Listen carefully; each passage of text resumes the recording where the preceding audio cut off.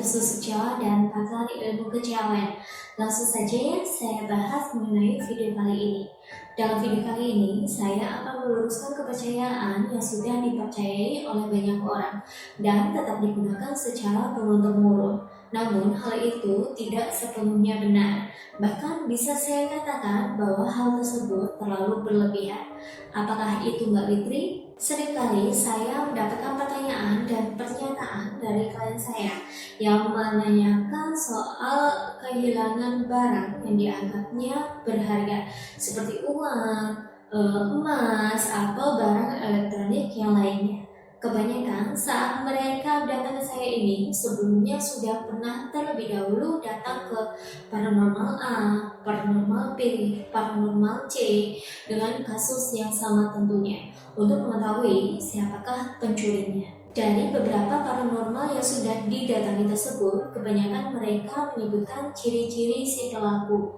Ada yang mengaku melihatnya dari kuku tangan, ada yang menggunakan teknik sulap, yaitu sebelumnya sudah memasang foto ukurannya sangat kecil dan berwarna hitam putih di suatu kitab. Ya, itulah sedikit saya bocorkan praktik-praktik oknum paranormal nakal yang mencoba untuk mengelabui kliennya untuk mendapatkan keuntungan ganda.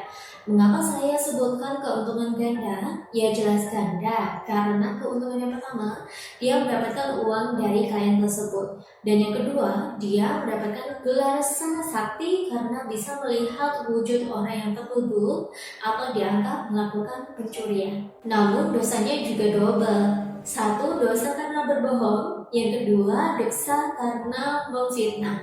Padahal kita tahu bahwa fitnah lebih kejam daripada pembunuhan, bukan? Bagaimana tidak? Misalnya saja nih, contoh kecilnya. Ketika si klien sebelumnya datang ke paranormal sudah lebih dulu curiga dengan seseorang. Kemudian dia melihat foto buram abu-abu di bawah kertas bertuliskan kitab dan masih ditumpuk dengan gelas berisi air. Bukankah dia bisa saja mengira bahwa benar apa yang dia lihat adalah orang yang dicurigainya sebelumnya? Lalu apa yang terjadi kepada orang yang dicurigai tersebut? Bisa fatal. Bagaimana kalau si klien ini gelap mata dan melakukan hal-hal yang buruk?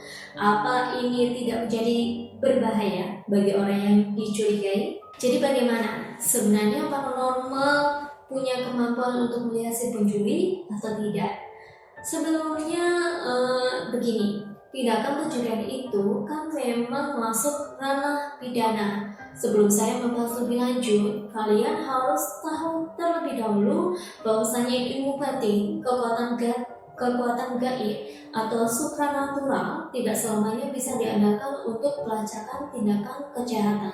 Karena yang dinamakan memproses tindak kejahatan dengan hukum pidana harus ada bukti dan juga saksi yang menguatkan bahwa si A inilah yang benar-benar menjadi pelakunya. Meskipun penglihatan mata batin seorang spiritualis atau paranormal benar 100% dan valid dengan fakta-fakta yang ada, namun hal ini tidak bisa dijadikan sebagai acuan untuk menyimpulkan bahwa si A inilah pelaku pencuriannya atau bukan. Dalam dunia spiritual memang ada metode untuk melacak atau melihat siapa pelaku kejahatan atau konteksnya pencurian. Ilmu ini disebut dengan asmak mandal. Namun perlu Anda ketahui, siapapun yang memiliki atau menguasai ilmu asmak mandal ini memiliki pantangan yang benar-benar harus dijaga, yang betul-betul harus dijalankan. Ya, yang namanya pantangan tentu saja tidak melihat siapa subjek si pengamalnya, termasuk saya salah satunya. Masih harus menjaga pantangan ilmu ini supaya bisa tetap saya manfaatkan dan ilmu yang saya miliki ini tidak sirna. Jadi, pantangan pengamal asmak mandal ini adalah wajib untuk menjaga dan merahasiakan siapapun subjek apapun yang dilihatnya melalui mata batin pada lokasi kejadian. Seorang guru hanya boleh menyebutkan jenisnya saja, misal dia manusia atau binatang. dia laki-laki atau perempuan. Tidak boleh menjelaskan secara detail siapa subjek tersebut. Misalnya, menjelaskan tentang kondisi rambutnya, hidungnya, bentuk wajahnya seperti apa, apalagi sampai menggambarkan subjek yang dilihat oleh mata batinnya.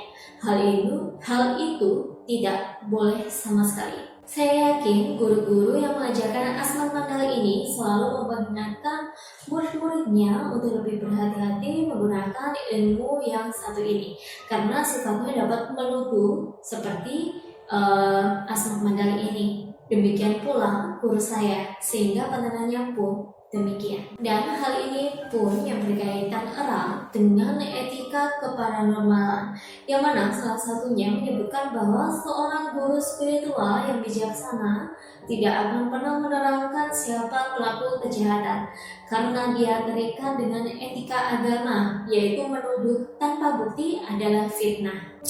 Mengapa disebut menuduh tanpa bukti? Padahal fakta tersebut dilihat dengan mata batin yang menyatakan hal tersebut. Apakah penglihatan mata batin berwujud? Sementara yang namanya bukti harus ada wujudnya. Itulah mengapa seringkali saya katakan jika ditanyai siapa pelaku pencurinya, apakah si A, si B, si C, saya selalu menjelaskan untuk apa tahu pelakunya, yang malah bisa membuat hidup Anda menjadi tidak tenang dan tidak rukun dengan orang yang bersangkutan. Fokus Anda mendatangi saya bukanlah untuk mengetahui siapakah pelakunya, namun untuk mendapatkan kembali barang yang dicuri tersebut, atau mendapatkan gantinya dengan jauh lebih banyak dan lebih baik, bukan? Kebanyakan orang terlalu fokus dengan masalahnya, bukan mencari jalan penyelesaiannya. Sudah diberitahukan jalan penyelesaiannya saja, terkadang masih ingin berkutat pada masalahnya kok. Bagaimana bisa bahagia dan sukses kalau hanya berkutat dan berfokus pada masalah? Pesan saya, cari jalan keluarnya dan pecahkan masalah tersebut. Maka Anda akan menemukan solusi dan jalan keluarnya. Berhenti mencari penyebabnya dan segera temukan solusinya. Minimal Anda bisa memakai ilmu putar giling untuk mendapatkan kembali barang-barang Anda.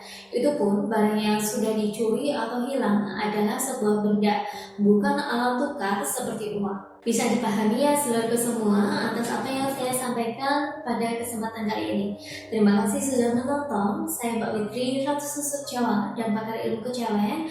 Website resmi saya bisa Anda kunjungi di www.mbawitri.com. Nomor HP saya bisa Anda simak di bawah ini. Terima kasih saudaraku, saya Mbak Witri undur diri. Salam Rahayu.